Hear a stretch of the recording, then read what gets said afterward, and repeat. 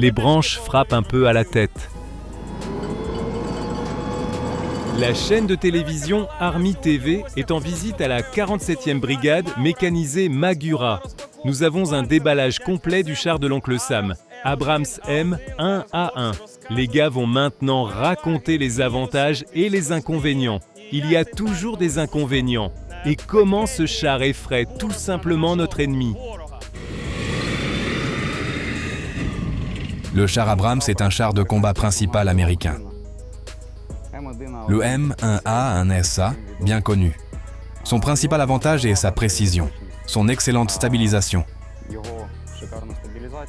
et sa maniabilité malgré son poids lourd. Est-ce que c'est un blindage en uranium appauvri? Malheureusement, il n'y a pas d'armure dans notre modification. C'est son plus grand inconvénient à l'heure actuelle.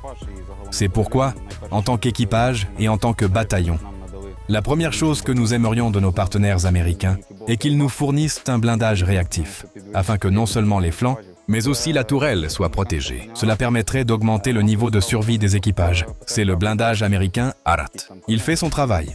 Si un missile anti-char, comme un Cornet ou similaire, le frappe, il réagit généralement et le repousse. Les Américains ont une deuxième couche de blindage ici, qui est faite comme des tuiles. Elle fonctionne même contre les charges en tandem. Et de même pour la tourelle. Nous le demandons et espérons qu'ils le fourniront.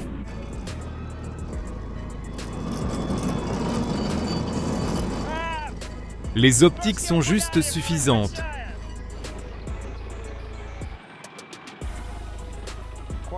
Il y a à peine quelques jours, nous accomplissions diverses tâches assignées par le commandement. Nous travaillons sur l'ennemi, que ce soit l'infanterie ou les véhicules. Parmi les faits marquants récents, un char T-62 a été immobilisé par un drone FPV. Nous sommes sortis, l'avons simplement achevé, et il ne pourra plus aller nulle part. Les médias américains, assez attentifs, ont écrit que la 47e brigade avait retiré tous ses Abrams parce qu'ils n'étaient pas efficaces là-bas. Je comprends. C'est un mensonge complet que l'ennemi n'espère même pas. Tout dépend de la situation, vous comprenez? Nous ne faisons pas une guerre où un char sort contre un char. Si le format était char contre char, il n'y aurait aucun problème. Un T-72 ne tiendrait pas la comparaison avec un Abrams. La situation est très difficile car les Russes sont supérieurs en personnel, en équipement, en tout. Par conséquent, nous devons ajuster nos actions. Ces chars sont avant tout destinés au contact direct, à sortir et à détruire la technique de l'adversaire. Ce sont aussi des obus cool, ceux liés à l'uranium.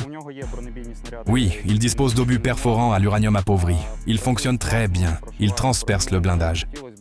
Nous aimerions un plus grand assortiment pour nos partenaires américains, notamment des obus purement à fragmentation, ce qui nous permettrait d'accomplir un éventail de tâches plus large. Ils possèdent des viseurs thermiques pour le canon principal et séparément pour la mitrailleuse de calibre 50 du commandant. Le char est adapté au combat de jour comme de nuit. À cet égard, les systèmes d'imagerie thermique sont bons et permettent de travailler efficacement, mais il faut se rappeler que l'ennemi ne reste pas immobile. Ainsi, nous sommes chassés la nuit tout comme le jour.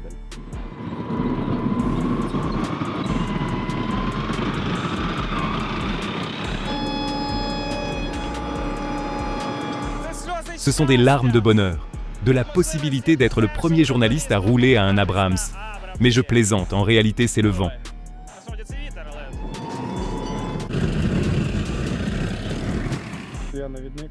Je suis le tireur, je vise, je fixe la cible et je tire. Cela vous a pris longtemps pour maîtriser ce système? La première fois que j'ai vu ce qu'il y avait à l'intérieur du char T, je pensais qu'il faudrait 1 mois pour tout maîtriser. Mais c'est vraiment très rapide. On peut le maîtriser en 1 semaine. Ici, il y a un Cadillac. C'est la rotation de la tourelle. Les chars T tournent comme ça, et dans l'Abrams, c'est comme ça. Et il fallait se désaccoutumer pour que la mémoire musculaire change. Il fallait faire comme ça, et non comme ça. Voici la place du tireur. Le Cadillac, c'est la gestion de la tourelle. Ce sont les rotations de la tourelle. Ce sont les élévations et les baisses du canon. Ça, c'est mon viseur principal. Les Américains l'appellent GPS. C'est le viseur thermique. C'est ce que nous utilisons si toute l'électronique tombe en panne. On utilise le viseur auxiliaire. Le choix des obus, le grossissement des viseurs, les modes de fonctionnement de la machine. Urgence, normale, manuelle. En principe, c'est tout. Il n'y a rien de si compliqué. C'est le Canon 120 mm à âme lisse.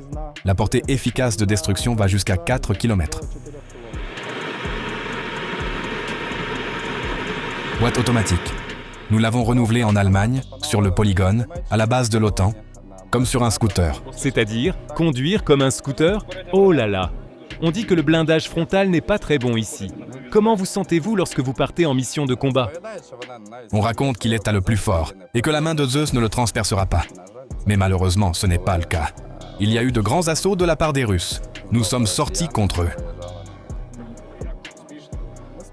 Avec succès? Avec succès, toutes les cibles ont été écrasées. Pas avec succès s'il était venu à pied. Un lancette l'a touché, il a un peu brûlé, mais ce n'est rien, il roule. Il a percuté un arbre, pas un char. S'il y avait des batailles de chars, oui, c'est probablement le modèle le plus réussi, mais ce ne sont pas des batailles de chars actuellement. Est-ce que vous fermez ceci quand vous partez en mission de combat? Non, eh bien, on peut rouler, se faire commotionner. Le canon tirera même s'il n'est pas fermé. Alors ce ne sera pas très agréable pour vous là-dedans? Eh bien oui. Comment est la visibilité dans le char pour vous, en tant que conducteur mécanicien? Est-ce que c'est normal? Oui, juste seulement devant. Donc en avant, en avant! Jusqu'à quelle vitesse pouvez-vous accélérer? La dernière fois, 65 km, mais on peut aller jusqu'à 72, mais c'est déjà en descente.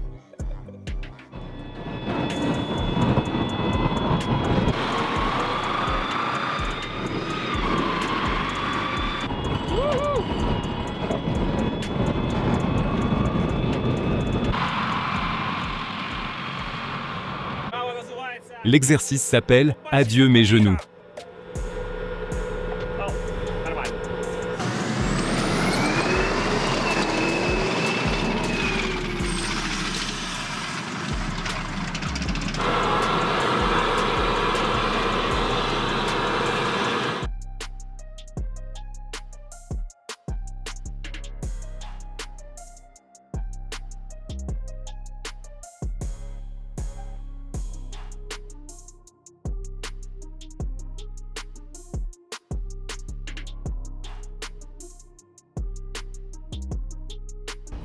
Les premiers Abrams sont apparus en Ukraine en septembre 2023. Il s'agissait de 31 véhicules.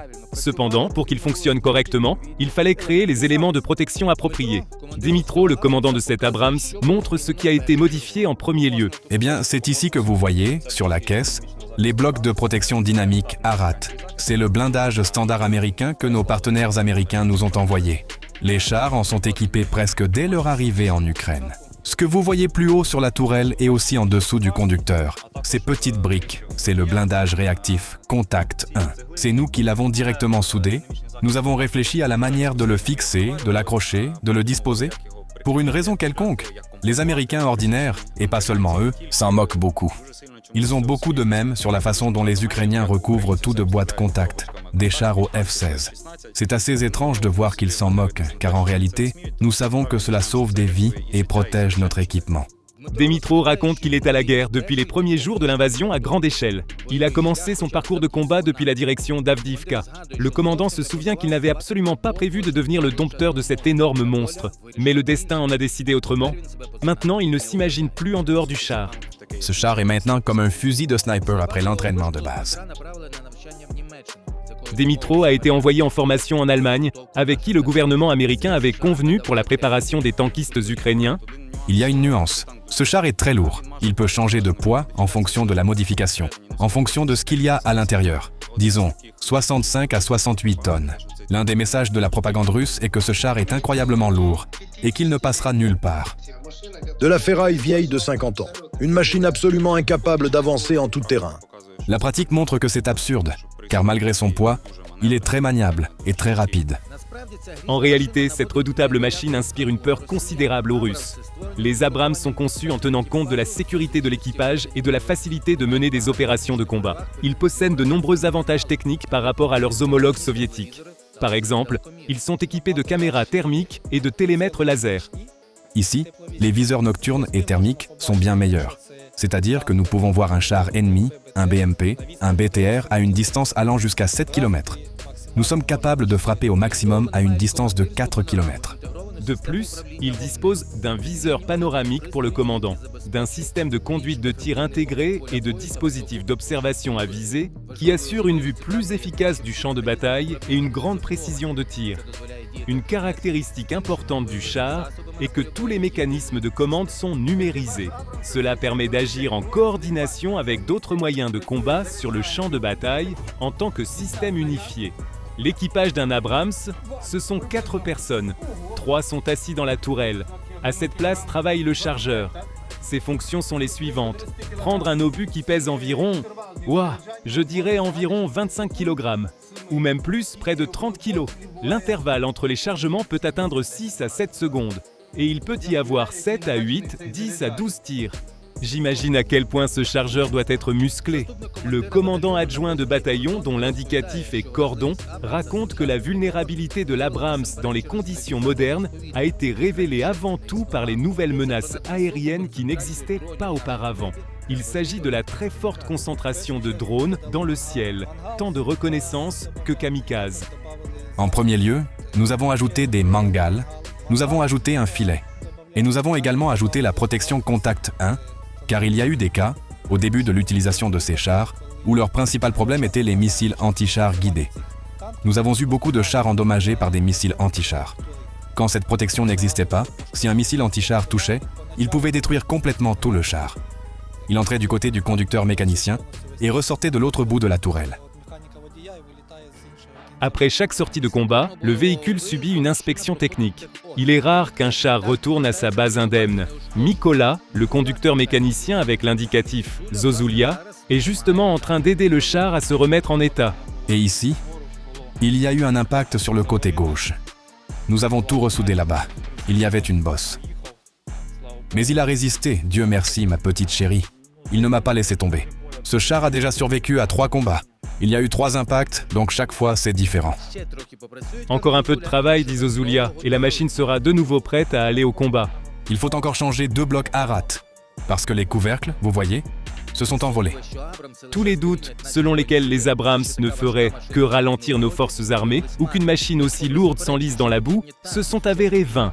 Donc, malgré les controverses sur la nécessité des chars dans la guerre moderne, la réponse de ceux qui les utilisent quotidiennement est univoque. Le char est une machine très puissante.